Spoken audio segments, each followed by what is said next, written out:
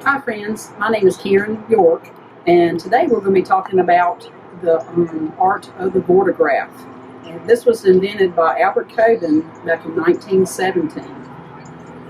He came up with this idea because he was wanting to do something a little bit more abstract in photography to represent the art of cubism, which has like more of a puzzle kind of look where people are intrigued by the image. They want to be brought in to the image and be captivated where they're looking at it for a long time instead of just like a quick reference. So he came up with this Vortoscope, which is 3 mirrors taped together, and it gave the angle of reflection. So the images had a real abstract look to them and it looked like a puzzle. It was the perfect replication of cubism as a form of art, but in a photograph. So today we're going to be going around and showing different ways that we're actually photographing with the Vortoscope, plus some other different kinds of things that you can find around your house.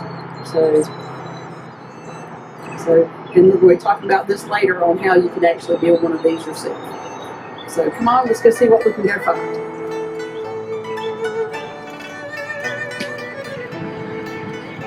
What I'm showing is going to be the 3 times of the lenses that we're going to be using. So we're going to start off with 18, then we're going to go to 50, and then we're going to go to 105. And the difference in these lenses, we're going to show you the different amount of reflection that's going to happen when you're actually photographing through your photograph.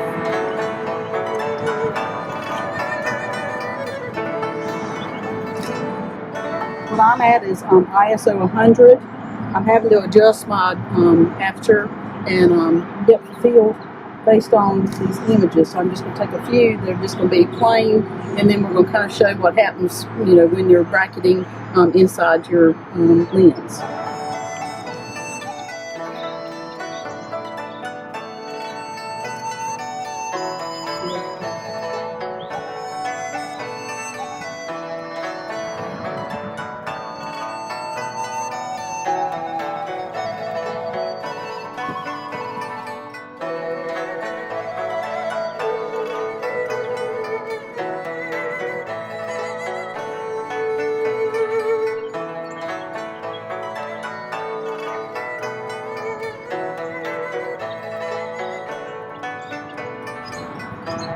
See, the wider the lens is going to show more angles of reflection, and when you telephoto the lens, it's going to make the center image larger and give you fewer reflections.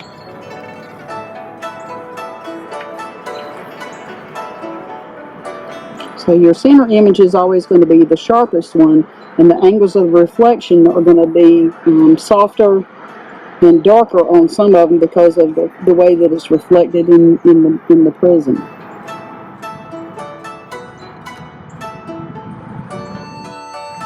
Since we're in the shade now, we're having to go through and change. So I've changed my ISO to 400, and I'm going to be shooting at 60 at 5.6. So still, you're going to be using the meter in your camera. That's just easier to be walking around while you're photographing different flowers and different elements during the day. So again, I'm going to start off with my wide angle at the 18 millimeter on my lens. So I'm going to put the lens almost like in the Vortograph. So we're going to get a lot of angles of reflection. The next one I'm going to do is I'm going to go to a 50, which will be the normal lens. still framing up. You'll have to work with the wind blowing your flowers if you're out on a windy day.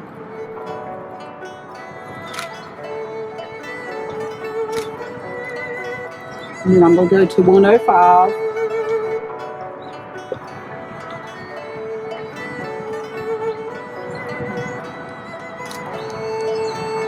And you're going to rotate. There's no perfect way to photograph with the with your mirrors. You just kind of keep turning it until you find something that you like. I mean, no two are ever going to be the same.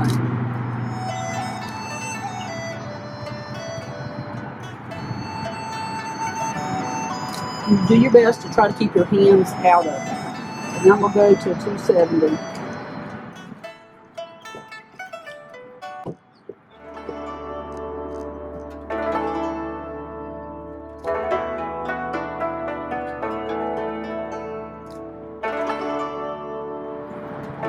And see if you're able to see like through like the mirrors.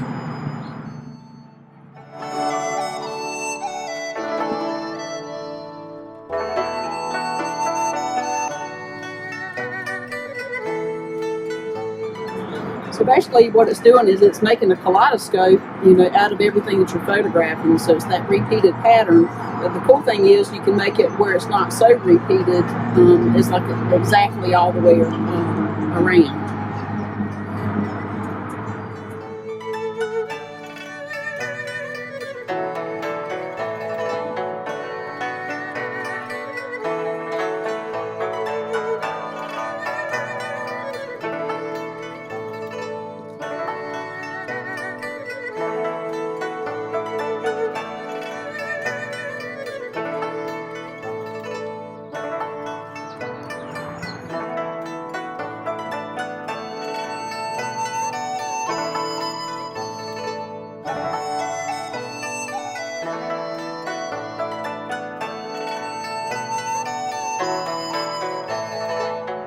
So we're back again in the sun. So we're back again in the sun. So I'm having to go back and change. I went back to ISO 100 and I'm at 250 at f8. So I'm still metering like right in there in the center where the flower is.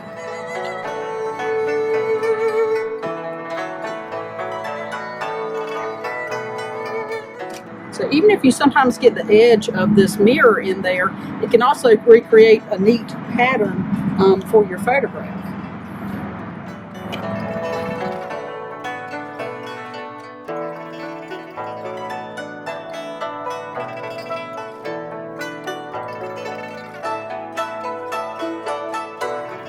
Even if you go out with like your friends and you're photographing the same thing, nobody's two images are going to exactly be the same. So that's what's really cool about this, is you're actually making a form of cubism in your photography. So you see what this is doing with the iPhone? I made a smaller Vortograph so we could photograph, you know, with our iPhone if you happen to be out and that's the only camera that you have. So still kind of thing that you can similar do, but you just can't change your camera settings. So you're going to have to look for the better light when you're using your cell phone.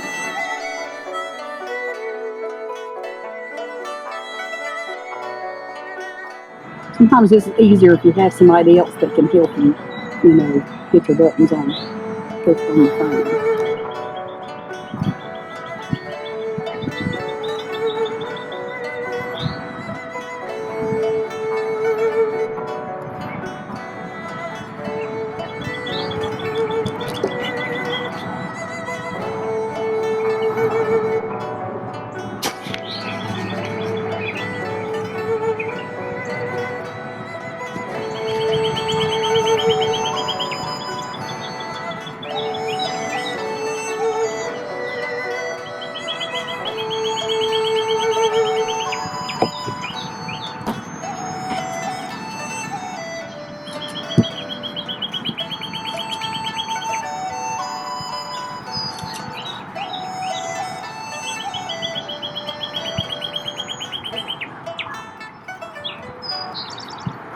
So there's lots of different things that you can do with these right here.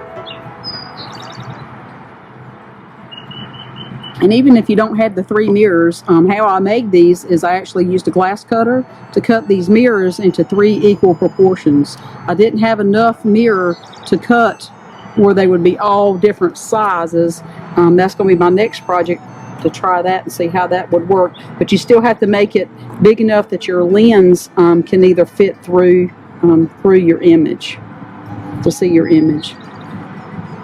But there's other things in the house that you can use.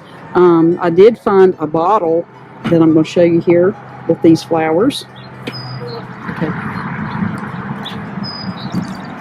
This right here is a bottle like you would have in the kitchen to put, things in, like maybe spaghetti or something like that. You can find them at any of the craft stores. But the cool thing about it is you want to look for things that's got like that wavy glass on it, or anything that would have a pattern to give it that kind of a look at an impressionistic style image. So when I hold it up here, you can kind of see we're just going to kind of shoot through the glass, and you can kind of rotate it and see the different patterns that it's doing on your image. You can even photograph it like through the bottle, like through the center hole, and then that gives you almost that prism kind of look of a repeated pattern of color around the edge of your image.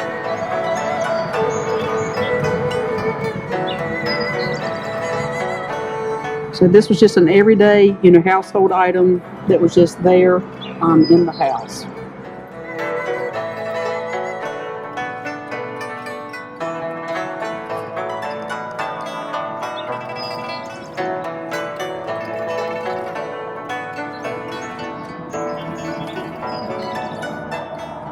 So I'm going to photograph a few images from this right here, so then you'll be able to see, what it would look like. Find the image.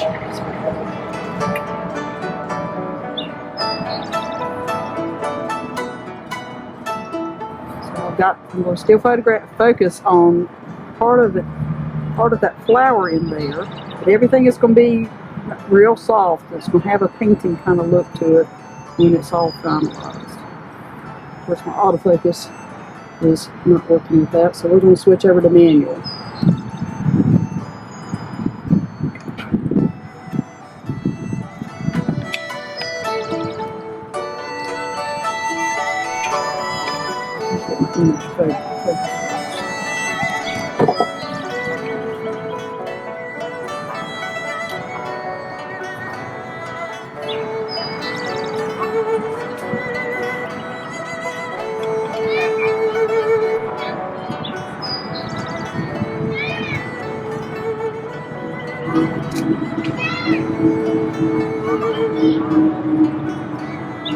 So no 2 images of these are going to be the same either. Because one, everybody can hold the same image up in the same style completely. Just twist, just like a little small movement changes the whole perspective of this image. I'm going to shoot a couple with the cell phone too.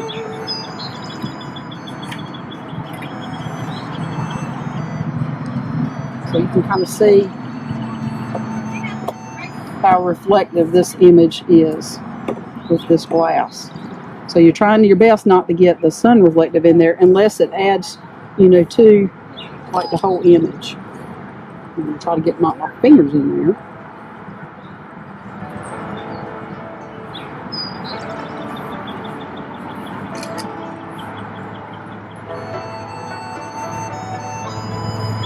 I can get these other colors of these flowers. Let's put some sky in there.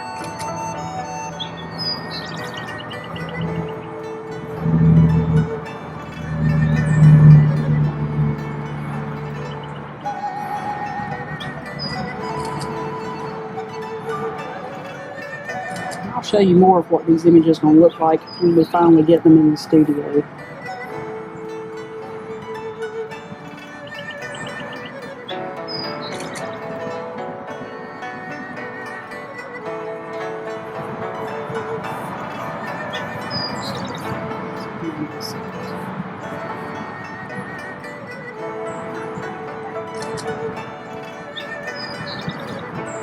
These are very abstract because of this wavy glass. It is already making it have like a painted kind of look, and even sometimes has a look like it's underwater.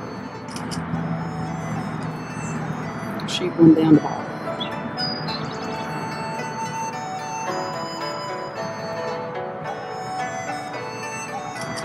It's kind of cool with all the greens and everything reflecting in there with all that glass. Cool.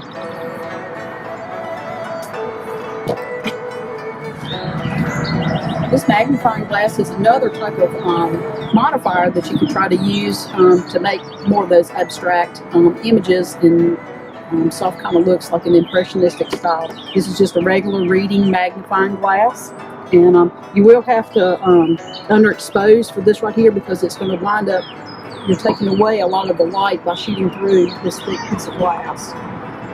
So what I'm doing is I'm kind of finding a background that's not going to have so much reflective light in there. And I'm just going to try to focus on one part of like the flower or subject that you're wanting to put in there. And this right here is very soft. It's already going to make it have like a painterly style look to it. I'm working on the end here.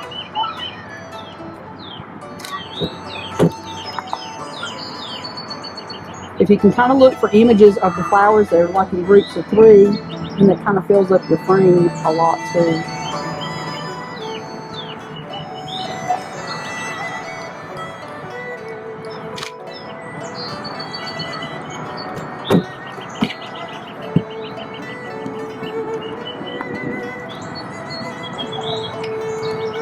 Movement of the wind is very difficult to photograph with this because you're so close up because you're magnifying your image.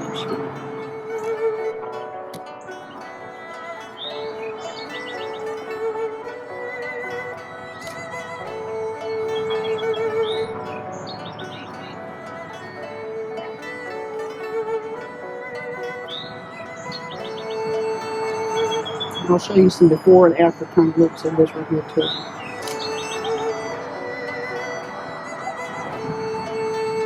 In the same angle.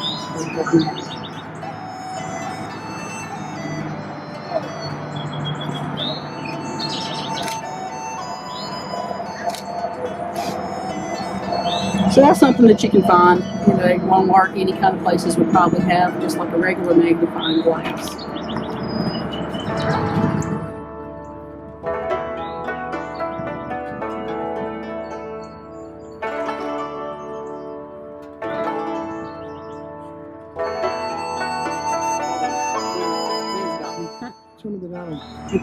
I don't know if you remember when we got these right here back in 2011 from PP&C, but I'm going to show you some of the images that we've shot with that too, as being one of the.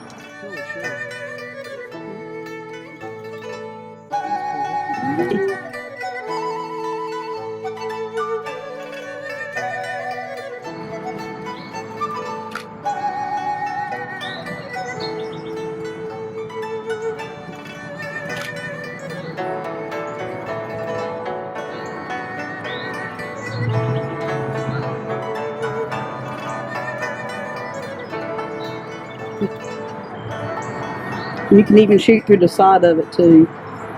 We're going to use these right here on a table in a little bit, so then you don't have to hold it with your fingers.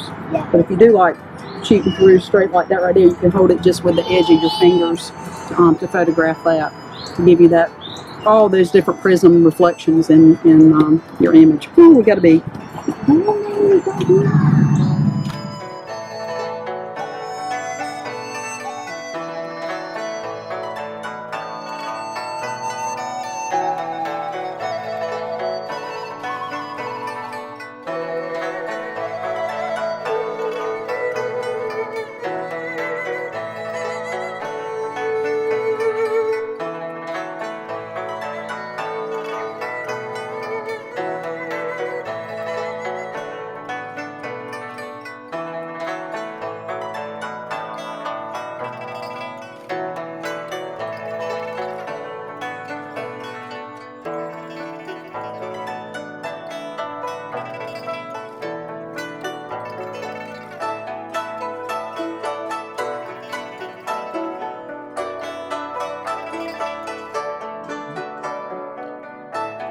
This right here is a multi-image filter.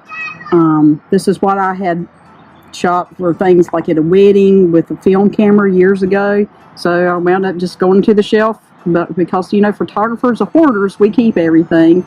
And this right here is going to give you the similar kind of look to how that diamond did on that flower a while ago. So I'm going to show like a before and after image of this right here.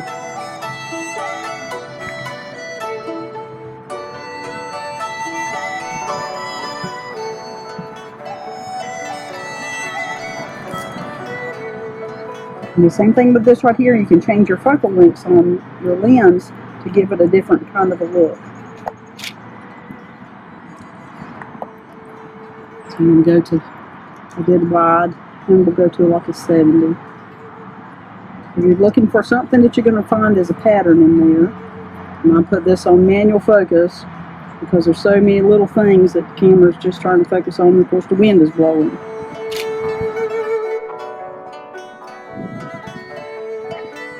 So sometimes you can let the wind move for you and move the flower or the subject and take it as the wind's blowing. So I can get that little pine cone.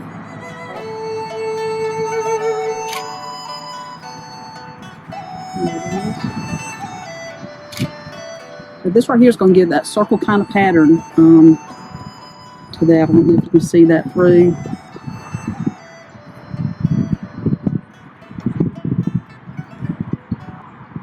Through this lens.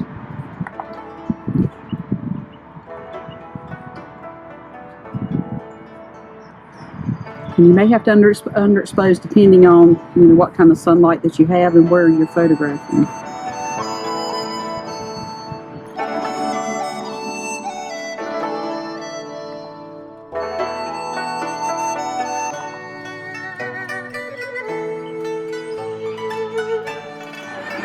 This right here is one of the spheres that I purchased online, and I'm going to wind up sending you a link where you can purchase these right here. There's a bunch of different ones. There's a prism, there's a cube, there's a pyramid, there's also a long prism like what kids would have used in school.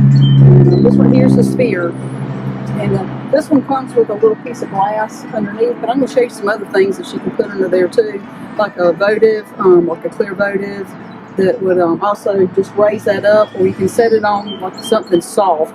You don't want to get any scratches on these, because once they get a scratch on them, they won't come off. But I'm going to see if Craig will come in and photograph, you know, what you're looking at. You're trying to repeat the pattern upside down in the actual sphere. So it's doing like a reverse reflection, kind of making it like a globe inside that ball.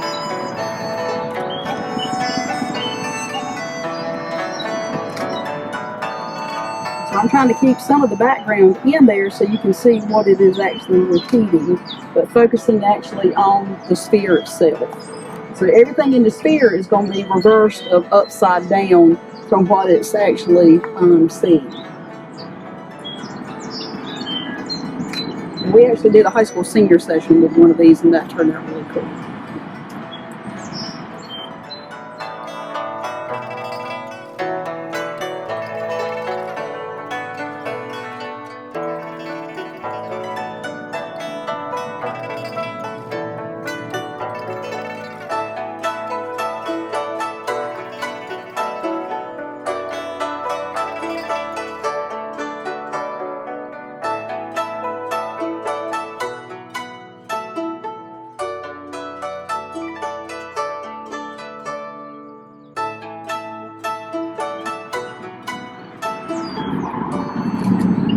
Also show with the cell phone. I do have some reflection on my glass because we're out in the full sun area.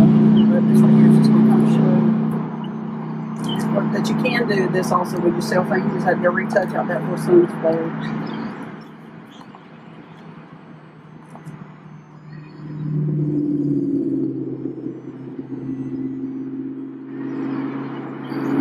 Some of the sky in there, so we have a little bit of blue.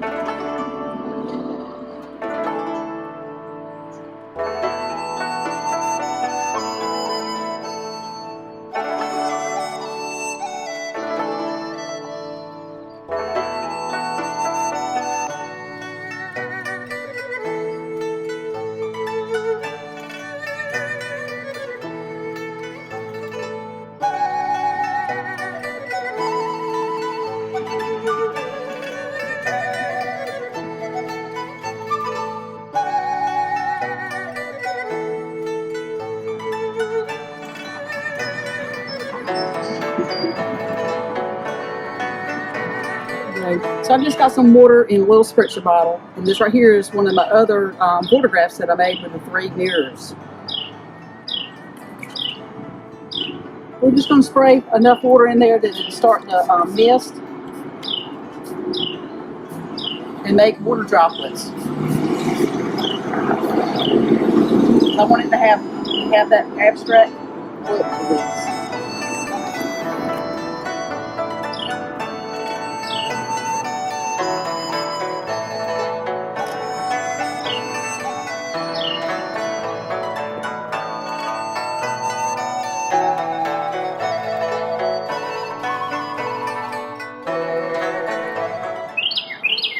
The center image is nice and sharp. The outside mirror pieces are soft and frosted like they're painted glass.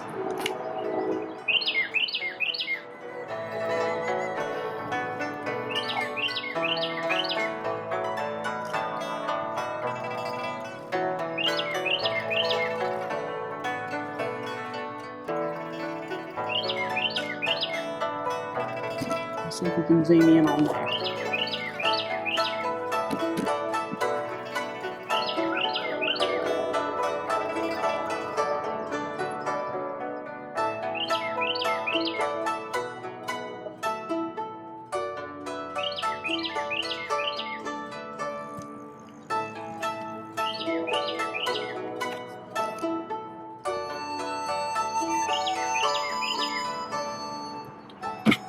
Pour some water on one side of it, so then we have frosted on one side, and then we have clear water on the other.